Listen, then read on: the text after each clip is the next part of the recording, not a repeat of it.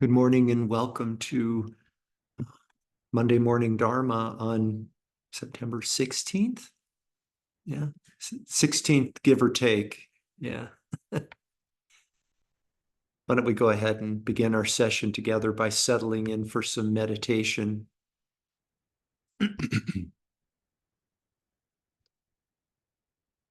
Please take care to ensure that your spine is straight and relaxed.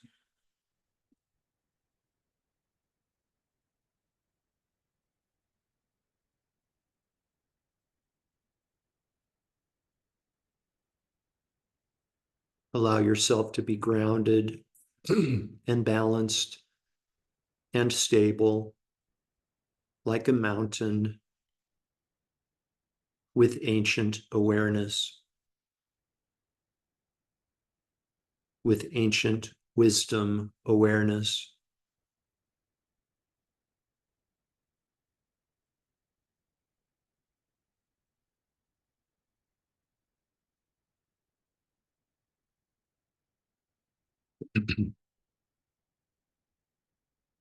Day after day, year after year, century after century, the mountain simply observes silently.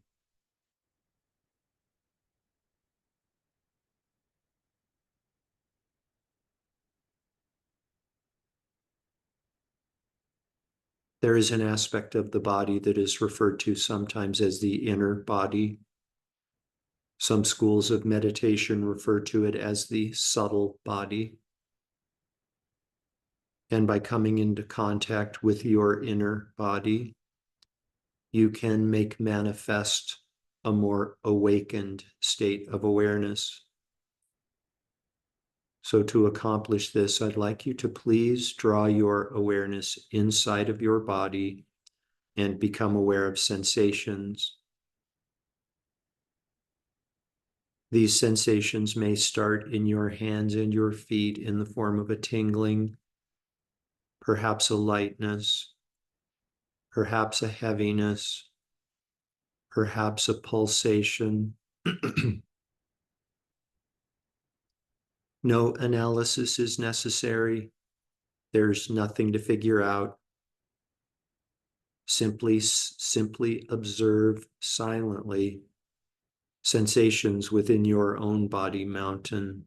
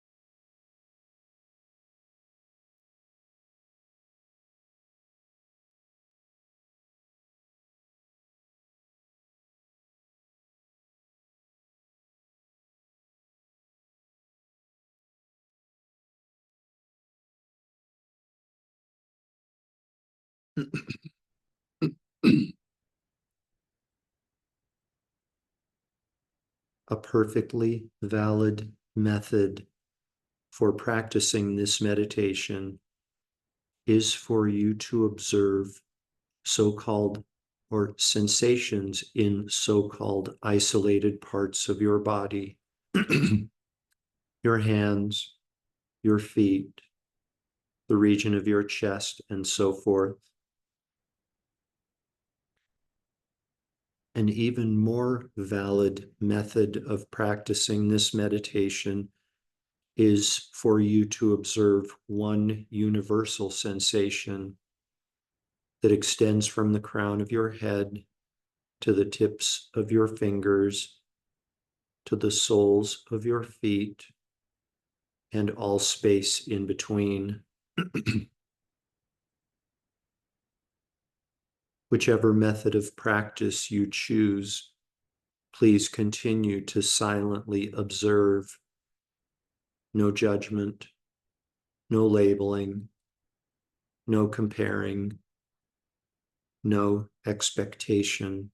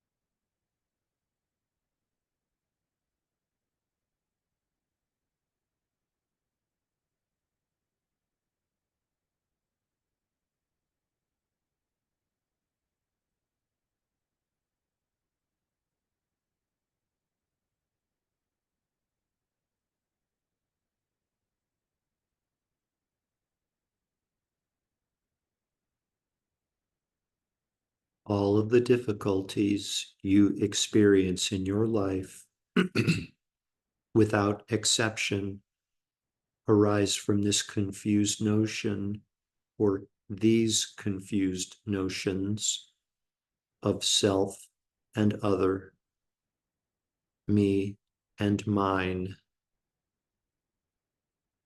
So let yourself go.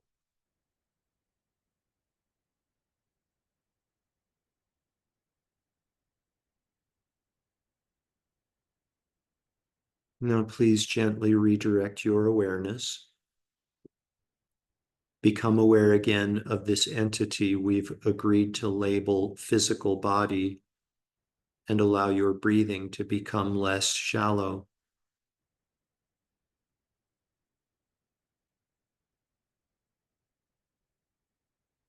Taking deeper and deeper breaths, become aware again of the garments of clothing resting on the surface of physical body.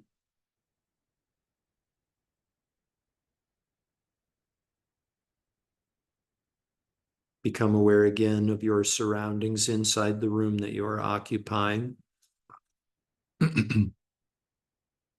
Become aware again of the world that exists outside of the room that you're occupying.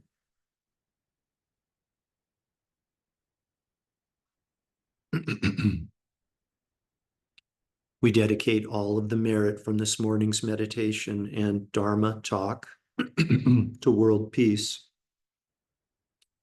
May all beings without exception soon come to enjoy a state of perfect, complete fearlessness. May all beings without exception be completely free from all forms of emotional and physical suffering. May all beings without exception be happy, peaceful, contented, and free.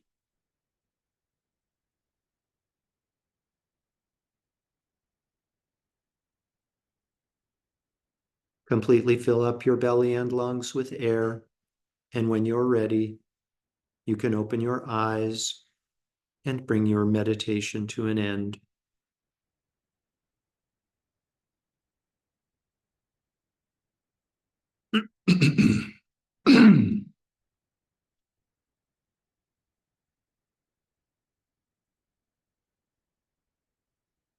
Thank you, and welcome back.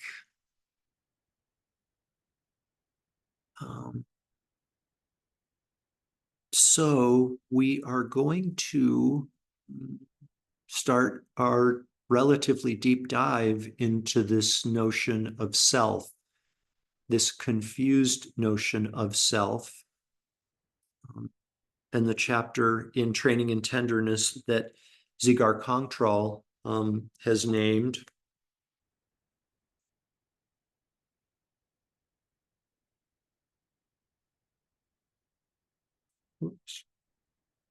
Clinging to the Self, the Root of All Impediments. So I've spent the last couple of classes talking about basically the importance of us taking this teaching, these sets of teachings very seriously, and to apply ourselves to really connecting with these teachings and actualizing them. So I'm not going to spend any more time setting context. It's time for us to get to the teaching itself. And I just want to make one more appeal to you to be curious about this, about what this self is, this entity that we regard as myself, or just the self. Kind of be inquisitive, be creative in your examination of what this entity is and how, whether it in fact does serve as the basis for all of our impediments, all of our difficulties. See if that's true for you. Yeah. Um, One of my favorite lines, most used lines in meditations that I lead, is the one that I led at the end of our meditation this morning. And that was, the root of all of your difficulties, the root of all of our difficulties, without exception, arise from this confused notion of self and other, this confused notion of me and mine. So be creative in your exploration and contemplations, please. So we're going to put some meat on the bones of that statement. All of the suffering that we experience without exception arise from these confused notions. In the chapter, Clinging to the Self, the Root of All Impediments, Dzigar Kongtrul starts by talking about what the self is. And he presents the notion that, or a possibility that the self is that which experiences. Yeah, that which experiences. And I think most of you have a copy of this book. I'll leave it to you to go back and read those first couple of paragraphs. But later in the chapter, just a couple of paragraphs later, Dzigar Kongtrul writes, the self that causes all the problems is something much more than that which experiences. This self is an unconscious, habitual projection of the mind without any reality. But even though it has no reality, we believe in it strongly, never questioning it. We identify with it and feel it is the most important thing in the universe. This intense, painful clinging to an illusion is the deeper reason we have so much trouble opening our tender heart. And remember, that's where we're going with this text, is opening our tender heart, allowing our sewa to flow toward ourselves and others. This intense, painful clinging to an illusion is the deeper reason we have so much trouble opening our tender heart. But by looking closely at how we project this illusory self, we can gradually free ourselves from our belief and attachment. Then there will be nothing to stop our innate sewa from flowing exuberantly to all beings.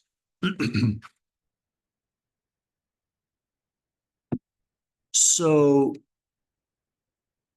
where we are going to go for the rest of this talk, and maybe the next talk or two after this, is going to be a practice or an exercise that is referred to as identifying the object of negation.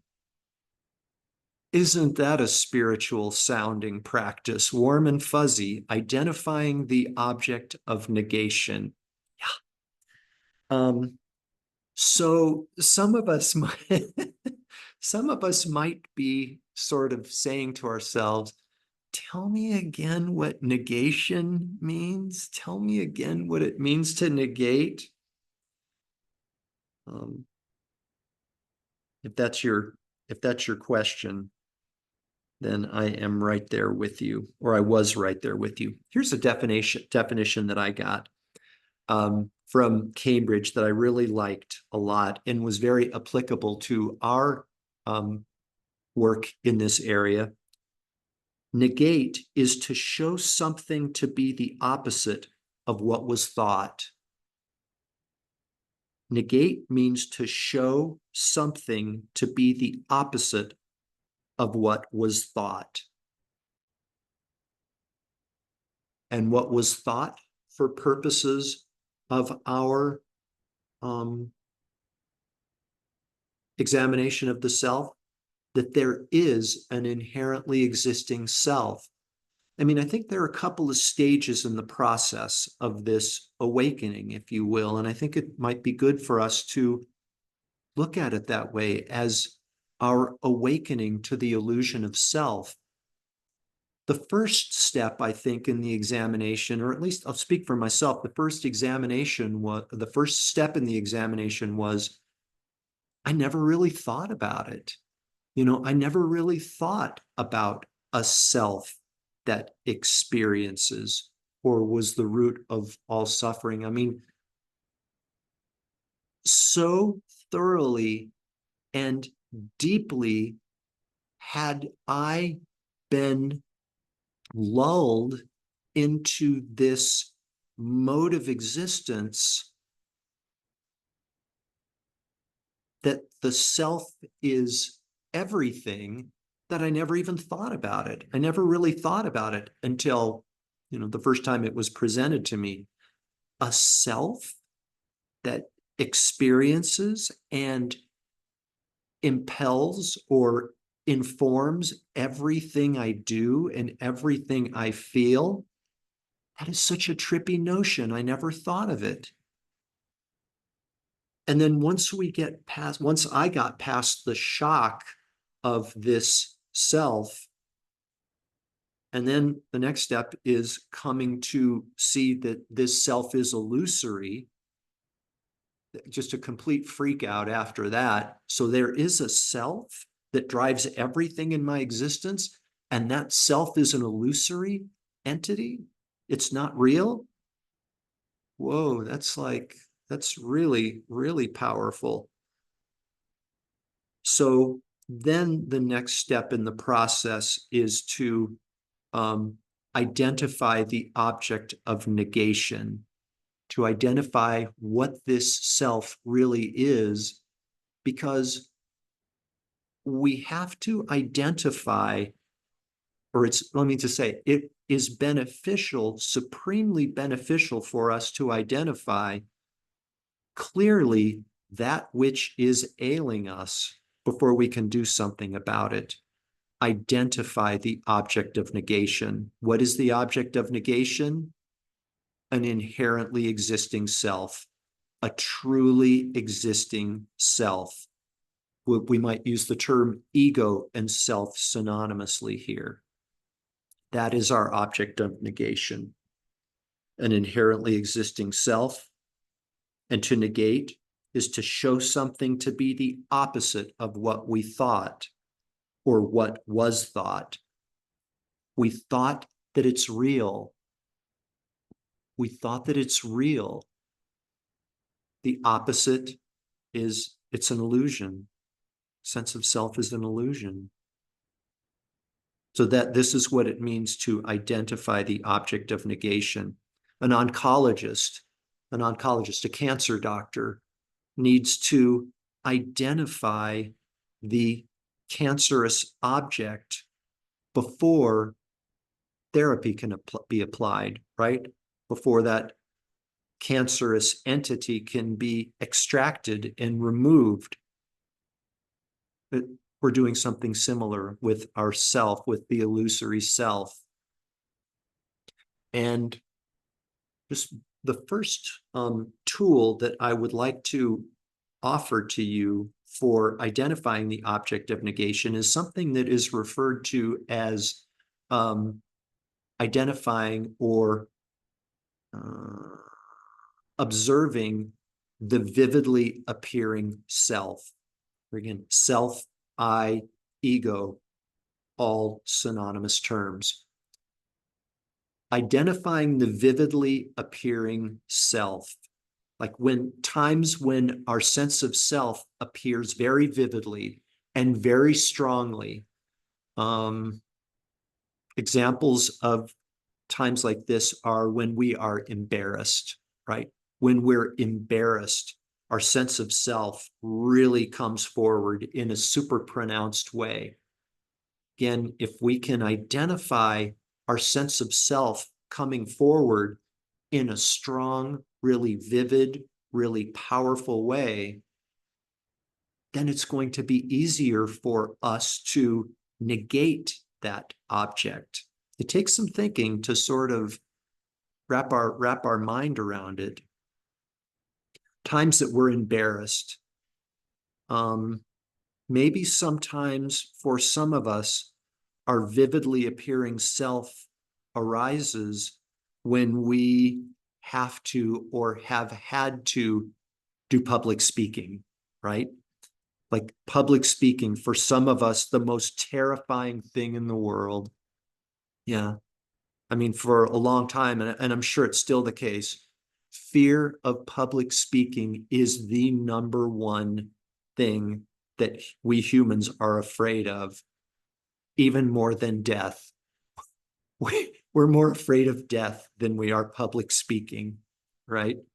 And when we have to get in front of a group of people, sometimes that I just appears, that sense of self appears, and wow, there it is. Another one, if you have been the victim of a surprise party, have you ever had a surprise party thrown for you? I've had one, and walk in the door to my apartment. This was years ago, and there are a bunch of people there with banners, and just like there it was, sense of self just arising so front and center, so vivid. Another one, a little bit more um, maybe not quite as light of an example, is when someone doesn't like us. When we become aware that someone doesn't like us, or someone has strong aversion for us. Have you ever, in the course of your life, I'm sure we all have, had someone who despises us, someone who despises you? That pain is so visceral. The pain to the sense of self is so visceral when we become aware that someone despises us. We think about it all the time, like what went wrong? What can I do to relieve the pain? Like right now, like think about their faults, right? Or think about why I was justified in doing whatever I did that caused this person to hate me. What's really hard is when somebody doesn't like us when we really were not at fault, or at least didn't regard ourselves at being at fault for whatever happened to create this rift. Yeah. They don't understand. They completely misunderstand. I need to go talk with them and help them understand. Not really so much because we're interested in helping them understand, but so that we can feel better. And our sense of self, our I, is not in so much pain. Another strategy we might employ is to talk to a friend who can assure us that we're not deserving of that hatred from the other person. Please tell me things to make me feel better, to validate that I'm a good person.